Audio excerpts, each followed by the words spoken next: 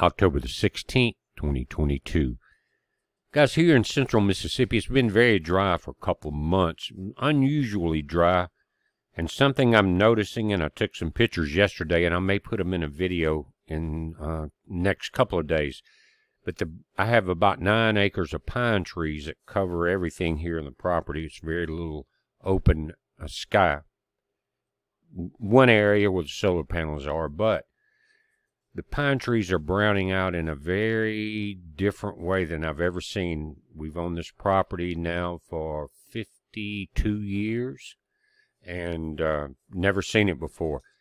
And what's happening, because of the drought, a couple of months without any rain, then the pine trees, which are the major tree here in the south, and I have a lot of giant oak trees here also, probably 100 years old. But when they get stressed, you have things that happen like pine beetles. And then when that comes in, the trees are destroyed, and that's a major concern for me. And I'd like to hear from you in the comments. Now, I'm in central Mississippi. Been very dry. You see the Mississippi River drying up. You see the grain being poured out on the grain, hoping for trucks to come in and help with that load.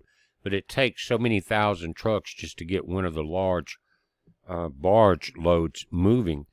And so you've got grain, you've got petroleum products that are being pushed back on the Mississippi River. I'm just 30 minutes from Vicksburg, and all along that area there's barge traffic that's down. If there's barge traffic at all, it's being loaded very lightly so that it can come across the sandbars.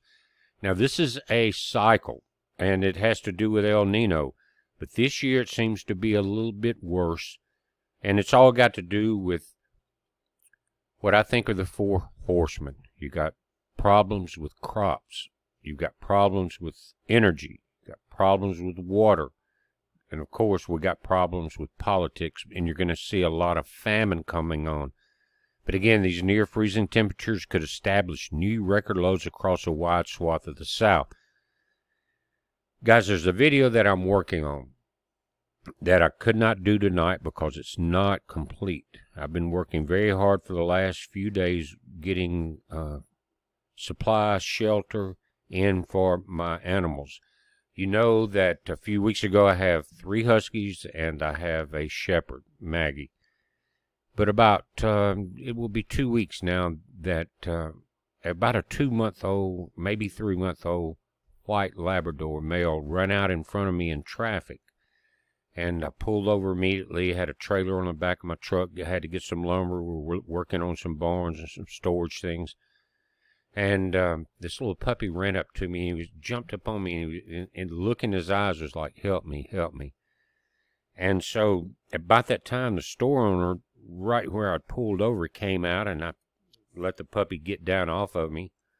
And I asked the store owner, is this your dog, or where's he coming from? And he told me, no, he's been running around here all morning, and it was only 7:30 in the morning when I was coming through there with my truck and trailer.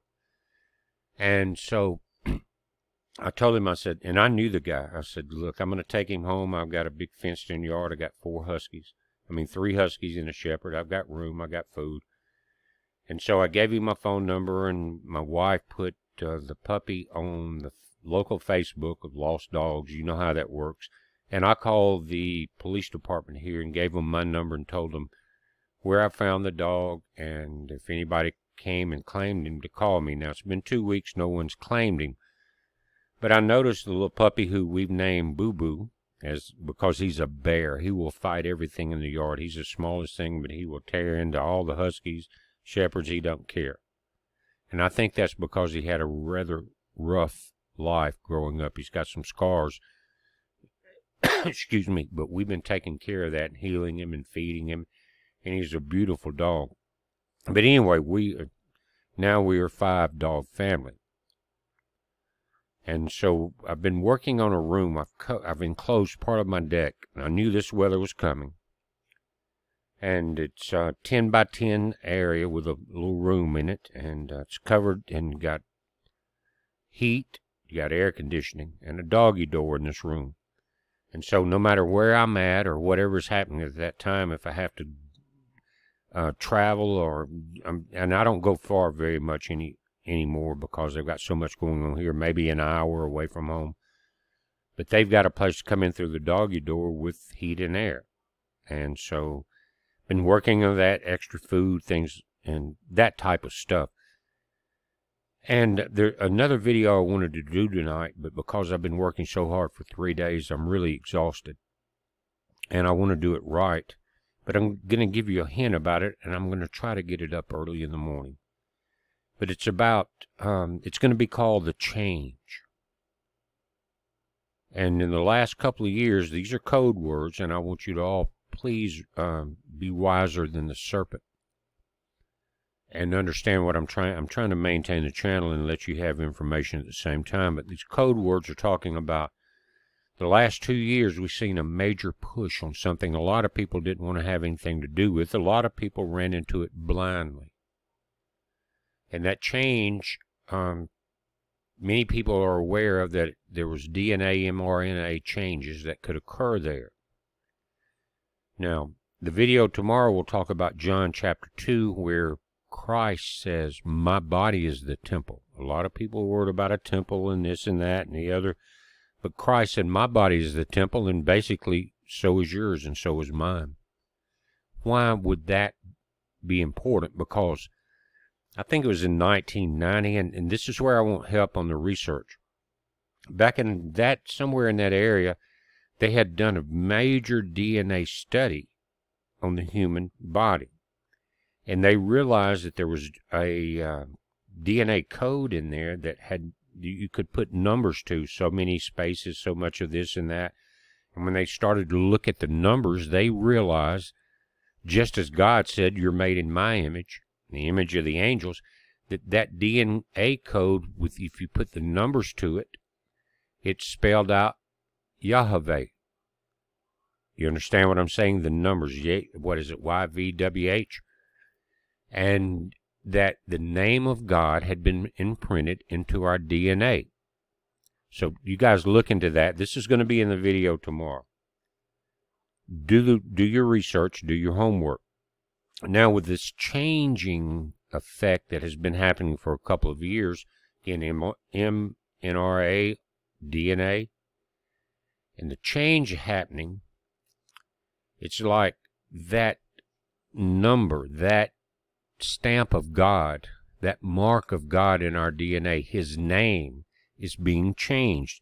And with the local, current research, it's showing that there is a change in the DNA from this change that has been going on.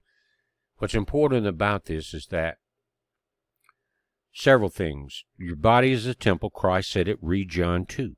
He said, tear down this temple, and I'll rebuild it in 3 days. And the Jews went berserk and said it took us 46, 47 years, someone correct me there, to build it. And you're going to rebuild it in 30 years. In 3 days. And so Christ said, well, we'll see.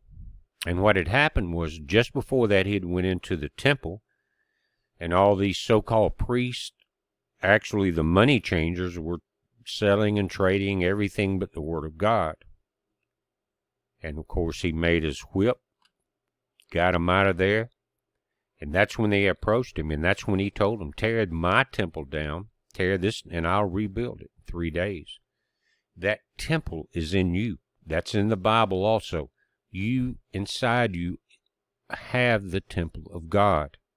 And that is in the DNA structure that God and the angels made you in their images of. And this new changing thing that's been going on for 2 years, again code, is changing that. If you survive it by taking that mark, you are changed. Many are not surviving it. Is that by plan? Because the DNA could not be changed to change that frequency from the God frequency to a frequency that is a technical frequency, such as from the new energy levels we're seeing on the internet. I hope you understand what I'm hinting at here, that I think there's a lot missing from what we're seeing. Of course, there's a depopulation event going on, but there's also a changing. And when I say that, There's been reports, even from just common people to up to high priest, that after the changing event that they participated in, they no longer feel a connection to God. And that's what the next video will be about. I hope I'm not throwing this out there and making it too complicated to understand. But we were made in that image. And if we have a changing event that a lot of us are forced into, many will fall by the wayside. Others will be changed, and they will lose that frequency connection, that radio signal, and it will be replaced by something that Satan cannot do on the spiritual level, but he can, through technology, kill part of that DNA sequence, change your DNA to where it's not matching the number of God, Yahweh, matches his number. Then you go into Revelation where it says, for those that take the mark, you will not be in the book of life. Why wouldn't you? Because no longer are you connected to God. I will update this tomorrow. I'm making notes on it for a couple of days in the evenings when I had time to sit down. I didn't want to throw the entire video out there until I could get it a little better, because when you're dealing with the Word of God, you want to try to keep it right. We're watching it, guys. You watch it. It's a heads up. Be safe.